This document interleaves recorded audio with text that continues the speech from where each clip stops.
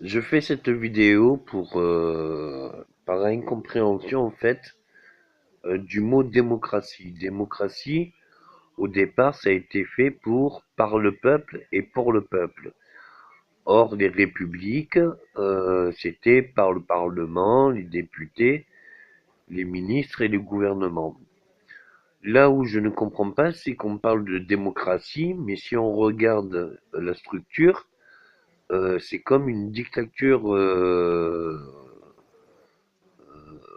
pas une dictature autoritaire, mais une dictature douce où même le président ne préside pas, mais donne ses ordonnances, c'est-à-dire ses critères et volontés de loi, et elles sont immuables, elles ne peuvent pas être interchangeables ou même changées. Je préfère qu'on prend euh, l'opportunité de ce mandat pour faire valoir les votes blancs, car il y a d'autres pays qui ont marché sans président et qui s'en sont bien sortis. Là où je veux en venir, c'est que les présidents et les gouvernements, les députés, les ministres, tout ça, eux, ils ont besoin de nous pour leur carrière, pour leur pouvoir, pour tout ce qui ils dysfonctionne dans le pays.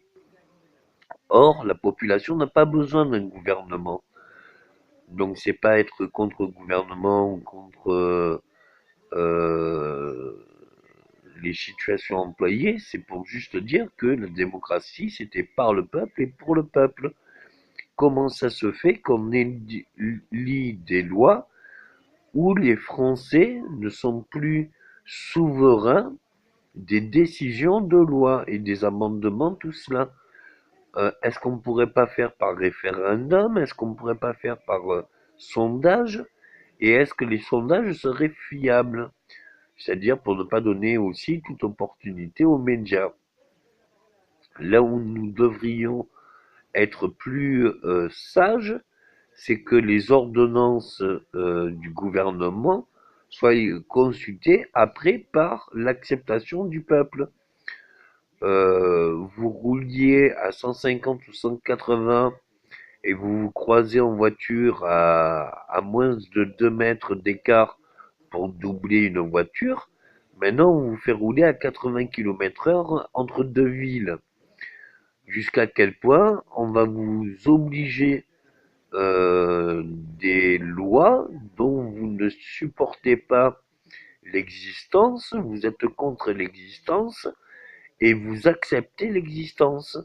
Arrêtez de chercher des autorités, des entités supérieures pour vous dire comment vous devez vivre et essayez de voir par le peuple et pour le peuple comment vous pouvez donner de la prospérité au patrimoine de votre pays en créant des villes, en créant euh, des zones autonomes et euh, qui seraient productrices pour la région. Vous avez de grands espaces non exploités en France, dans toutes les régions de France. Exploitez votre terrain pour que justement il y ait plus de solutions à vous. Plus vous utiliserez la matière première, plus vous pourrez faire de la transformation. Si l'Europe utilisait toutes ces matières premières et les transformait par alchimie ou par outils de transformation, avec un taux unique pour tous les pays d'Europe, eh bien, ça serait toute l'Europe qui pourrait grandir et s'épanouir de toutes ces richesses.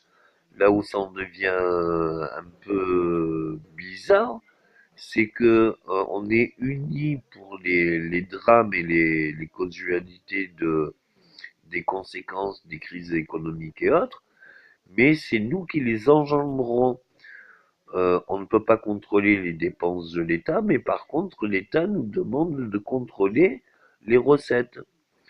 Donc, on paye la TVA, on paye des impôts, on paye des redevances, on paye, et on se dit un peu, ben, c'est nous le pouvoir d'achat du budget de l'État. Donc, arrêtez de financer les budgets de l'État, demandez un refus du soutien de l'État pour les aides et autres, et mettez-vous à l'autonomie. Pour vous mettre à l'autonomie sur un terrain non constructible et avoir plusieurs chalets pour plusieurs habitats, pour plusieurs fonctions de l'habitat, en 20 mètres carrés, chose qui est de la loi possible, vous vous rendrez compte que très vite, vous pouvez vous mettre dans l'autonomie de l'eau, de l'électricité, du chauffage et autres. Si vous cherchez une autorité supérieure comme le président ou comme le Conseil européen, vu les mentalités à l'heure actuelle des banques européennes et autres, vous n'aurez pas le dessus.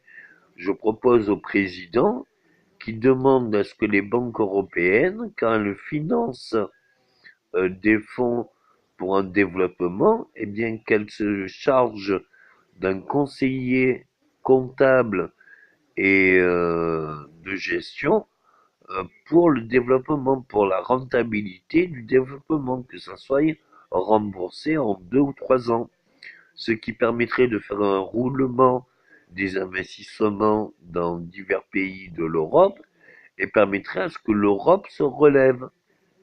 Nous n'avons toujours pas d'armée européenne, nous n'avons toujours pas d'union sur les salaires, une équivalence dans l'Europe, et on se demande quelle est la chose qu'on partage tous en étant européens. Eh bien c'est les taxes et les impôts et les dettes. Donc moi j'ai renoncé à 25 ans de création et de mes fonds financiers pour pouvoir payer les taxes et les fonds et les crises européennes et américaines. Donc normalement, vous n'aurez aucune raison d'être taxé, puisque ça c'est des chiffres en billions et trillions. Donc à un moment donné, est-ce que vous allez être encore dans l'acceptation de participer à ce racket organisé, ou est-ce que vous allez accepter votre propre autonomie? Vous pouvez vous rendre libre. Une république, c'était une liberté, une fraternité, une égalité. Là, la seule liberté que nous avons, c'est de garder position en non-lieu de parole.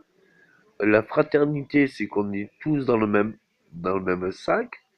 Et l'égalité, c'est qu'on est tous à payer les mêmes taxes. Donc, à un moment donné, il faut se demander vers quoi on se tourne. Le président est là, nous ne pouvons pas le destituer ou changer sa politique. Par contre, nous pouvons préparer les prochaines élections, à savoir si même avant, nous pouvons nous rendre autonomes tout en produisant des richesses pour le patrimoine qui elles-mêmes pourront être taxées pour remplir les caisses de l'État, ce qui rendrait euh, l'État plus productif, plus autonome et enrichirait le patrimoine en zone de loisirs touristiques, productrices, écologiques, développement durable, électrique, autonome, de l'eau, l'électricité, les cultures. Tout ça, c'est possible.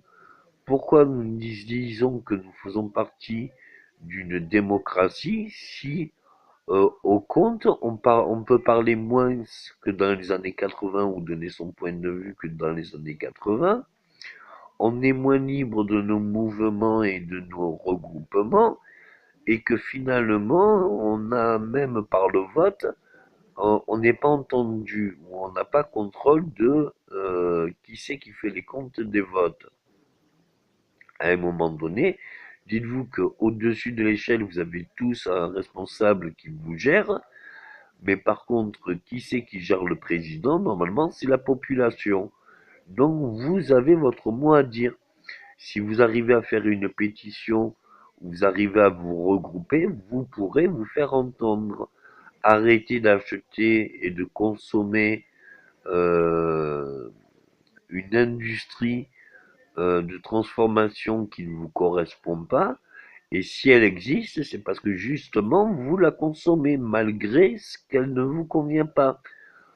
Faites promouvoir les circuits courts et les circuits régionaux qui, eux, seront de même prix, mais qui pourront alimenter, mettre de l'argent dans la commune et les régions grâce aux circuits courts, aux coopératives, bio, au marché, aux collectes des déchets, aux purifications de l'eau, le confort et